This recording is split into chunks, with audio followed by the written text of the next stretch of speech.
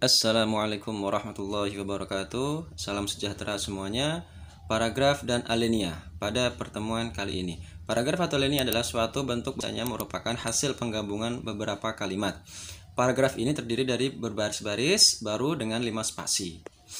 Baik, kemudian paragraf terdiri atas kalimat topik atau kalimat pokok dan kalimat penjelas atau kalimat pendukung.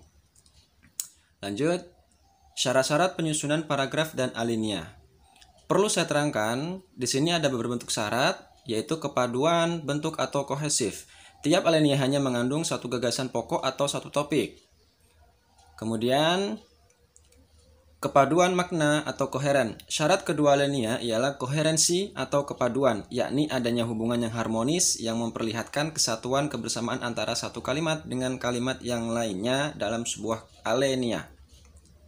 Jadi dalam sebuah kalimat ada hubungan yang terkait antara satu kalimat dengan kalimat yang lainnya. Dan kemudian pembagian jenis-jenis paragraf dan alinea. Dalam pembagian ini perlu saya terangkan berdasarkan posisi kalimat topik yang dibagi menjadi 3, yaitu paragraf deduksi, induksi, dan campuran.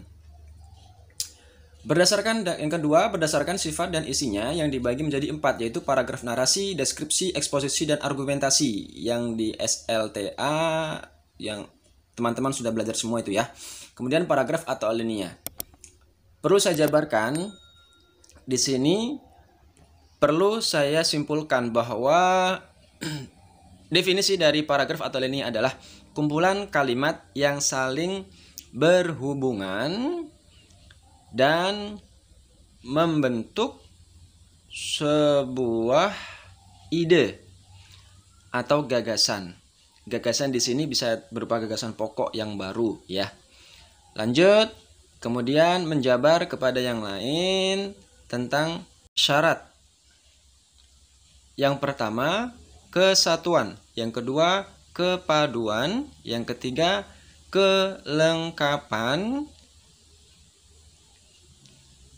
Dari ketiga kata itu atau pokok itu bisa saya artikan yaitu semua kalimat dalam suatu paragraf secara bersamaan atau bersama-sama, kemudian mendukung satu ide atau gagasan pokok, dan tidak ada yang menyimpang dari ide atau gagasan pokok.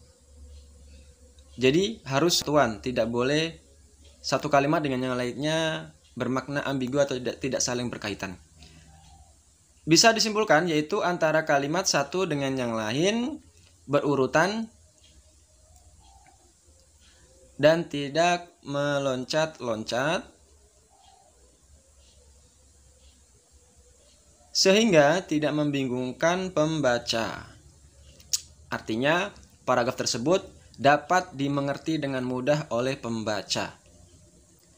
Yang definisi ketiga yaitu jika kalimat topik atau kalimat utama ditopang dan dikembangkan oleh kalimat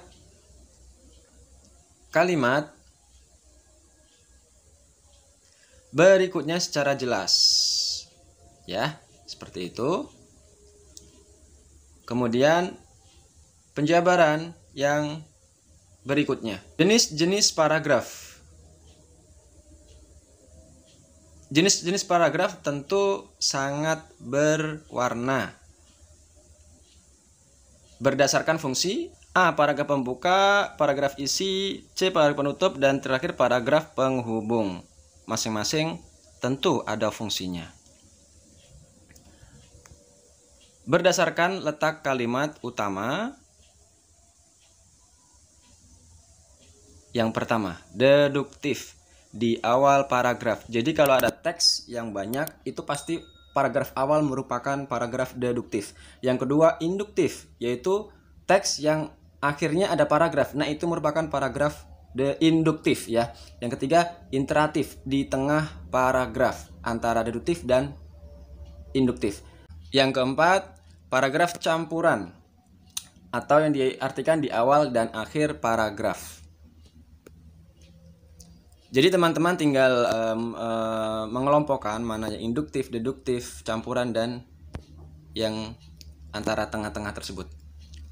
Kemudian berdasarkan isinya itu paragraf eksposisi, deskripsi, persuasi, argumentasi, dan narasi. Semoga materi tambahan ini bermanfaat. Kurang lebihnya mohon maaf dan harap dimaknai dengan baik. Wassalamualaikum warahmatullahi wabarakatuh.